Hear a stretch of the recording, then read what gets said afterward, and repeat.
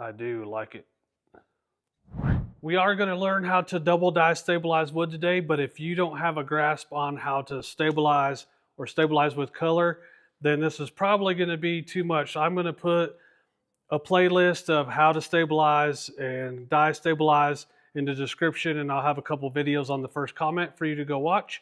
So go watch those, get a grasp of this, and then we're going to double die today. So once you've caught up, we're going to double die. So the first thing we're going to do, we have some awesome wood that we're going to put into these, and you want to do two colors. So the first color we're going to dip and let soak in these, and we're going to do, the first colors are going to be extreme pink in this one, mellow mauve in this one, and brilliant blue in this one, and these are all the lighter colors.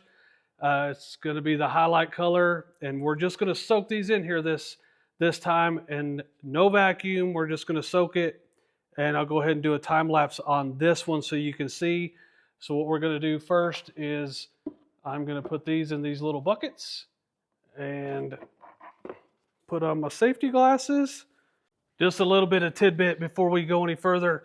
This wood is all the way dry. It's dry. I took it out of the oven. I put it in the vacuum chamber until it is down to room temperature. And that's very important, or it's going to try to get moisture back in it. I would dunk this like this, but I want to show the capillary action of this wood. So I'm going to go ahead and place this in here like that. I think you can see that capillary action good enough. So I went ahead and I took that out of there and I put it in here. I'm going to soak it for another 20 or 30 minutes. The punkier it is, the faster it's going to soak this stuff up. This stuff isn't very punky, so it's only been about 25 minutes. So I'll give it another 15, 20 minutes. But what you could do is soak this in there till it comes up a little bit, and then you could put it in another color, and that would go in there. But where those two colors would meet, they would make a different color. I like good color separation, so we're gonna let these soak for a minute, and then I'm gonna tell you how to get that color separation. So these have soaked for about 45 minutes. Like I say, they're not punky, but they're not a hardwood either, so it should be nice and soak through there. If you notice on top of these green ones here, or brilliant blue, the top of the piece of wood already had color soaking through it. So that tells me this should be good. This should be fine. So I'm going to go ahead and get these in the oven. The oven's at 200 degrees, and what that's going to do is the stabilizing resin that went in there, it's going to go ahead and solidify it. And once that's solidified, we'll go to the next step. So let me get this stuff in here.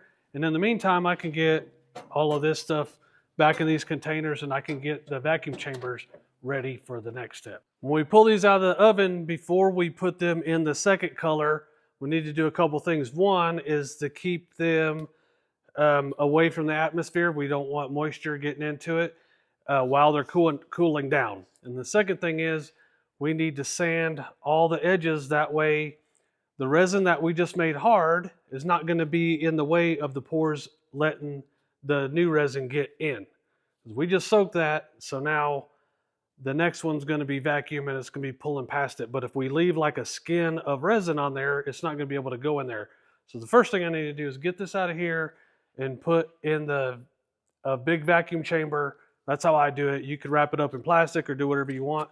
But I put it in the big vacuum chamber and pull a vacuum. That way there's no atmosphere in there for it to pull moisture out of. So let's get these out of here and in there.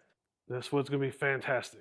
It's getting pretty late, so I'm just going to let this cool down overnight, draw a vacuum on this, and then tomorrow I'll pull it out and sand it. And the other thing you got to think about is if I just took this over there and sanded it right now, it's going to be pulling more moisture out of the air and trying to get moisture into this wood while we're over there. And although tomorrow it's still going to be trying to do it by, it's still going to be trying to pull moisture in there tomorrow when it's cooler, but it's probably going to be doing it more when it's hot. So that's why I'm deciding to do it in this order. Go ahead and get this cooled down and then sand it tomorrow, and we'll see you in the morning. All right, time to get these out of the vacuum chamber. They're going to be cool, and I just need to sand them so that the resin can go in through the pores and we'll get good penetration in there and it'll be some cool blanks. Let's just look at these for a second and you'll kind of see how these colors soaked into the grains, and there's some that haven't even been touched yet. So that secondary color should go in there. Now what it looks like on the inside of this, I'm interested to see, and we will at the end of this. I'll cut these in half. But look at this spalting. That's something to note. When you have spalting, it's like a green light over here and a red light right there. It blocks it off, and this is going to be awesome. And you can see where the color goes in just from the capillary action. Look at that. This should be cool. And now this mauve color is super subtle, so you can barely even see it. So hopefully we're going to put dark purple on this one. Hopefully we'll be able to see the difference. If not, I'll know not to use that color again, but let me get these set up. The colors that we're going to use, the mellow mauve is in there, and this is purple haze. It's a really dark purple. This one over here was the brilliant blue that's in there, and this is going to be electric blue. It's a lot darker, so we'll see that. And I wanted to do two different colors. So that's extreme pink in there, and it's going to be teal green. We have our vacuum going. I'm not even going to check these for like 12 hours. And every step you do to this, let's say you soak a color and put it in the oven, sand it, and you can soak another color, so you can do multiple stages. Every time you do that, you're going to have to do this for longer. So I'm not even going to check this for about 12 hours. I'll come back tonight and check these, and then we'll get to the next step. So we'll see you later. All right, it's been about 12 hours or so, and this is pretty much stopped. And for the sake of doing this video, I'm going to go ahead and stop this now. But just wait until it's all the way stopped bubbling. And this pretty much has. I'm just letting you know. Go ahead and wait till it stops all the way. We're going to let air back into these, and you're going to watch these levels go down. And that's this cactus juice soaking into that wood. And so let's do that real quick. You can probably already see that it's already went down.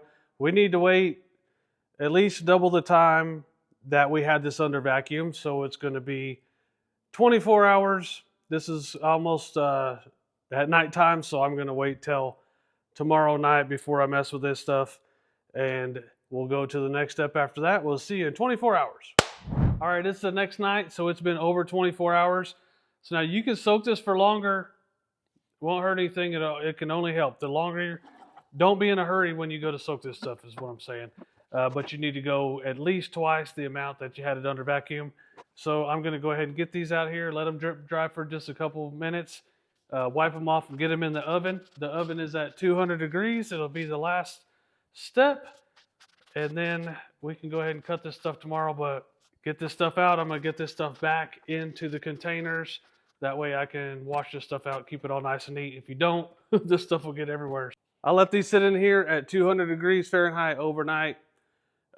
If you need to go longer, cool, but just don't go too short and then have it to where it don't set up. Make sure it sets up. You can leave it. You can't overcook it is the point. So let's get these out of here and check them out. We're nowhere near done, but let's check these out. Look how cool that is. Remember, this is pink and green. Should be nice. And purple and purple. So I'm going to go cut these in half and kind of pretty them up a little bit, and then we'll see what the final result is.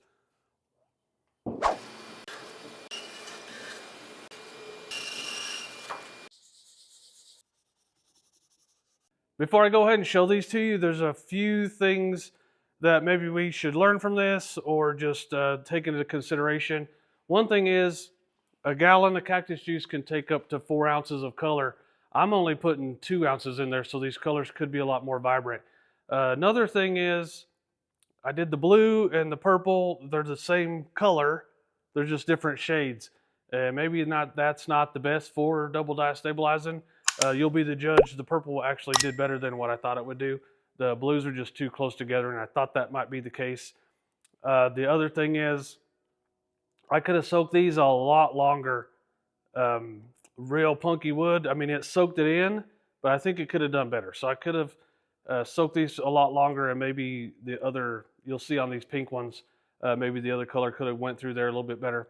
But this is all stuff that you have to mess around with. How much dye you put in your cactus juice, how long you soak things, how you do all this stuff, how many colors you want to do, all that. And the other thing is, there's a great source of information on Facebook. It's Curtis Seebeck's Facebook page, Turn Text. I'll put a link to that below. And I think we just need to look at these things. It's coming out pretty cool. Let's look at them. Here's the blue one, right off of the saw. And then you can see two colors. You really can't see it that well until you get it sanded and polished up and stuff, but that's right off the saw. This is with Yorkshire grit, and you can definitely see two different colors in there. I guess it just depends on what look you're going for, but it's pretty cool. Pretty happy with it. And then this is Yorkshire grit, and I put it on the buffing wheels. There's the pink and green one, right off of the saw. This is with Yorkshire grit. And all I did was rub it on there and then wipe it off. I didn't do very much with it, but you can definitely see the pink in there. I think it could be better, but it's still cool. And this is with, after it's buffed. And I didn't do much sanding. I just wanted you guys to see it. It is pretty cool. And then the purple ones I think did the best. Here's right off of the saw. Doesn't really look like much. These purples are super, super different. Like it's real, real light and then a real dark purple. So that's probably the best case scenario. And this has Yorkshire grit on it. And this is Yorkshire grit and buffing wheels. So I just kind of give you an idea what that looks like. It's pretty cool. I do like it. This video was just to get you started in double die stabilizing. There's people that do amazing, amazing stuff. Once again, go to that Facebook page. I have a whole playlist of stabilizing things, single stabilizing, pine cones, die stabilizing, a whole bunch of stuff like that. So go over here and check out that if you like this video, and we'll see you next time. Y'all be good.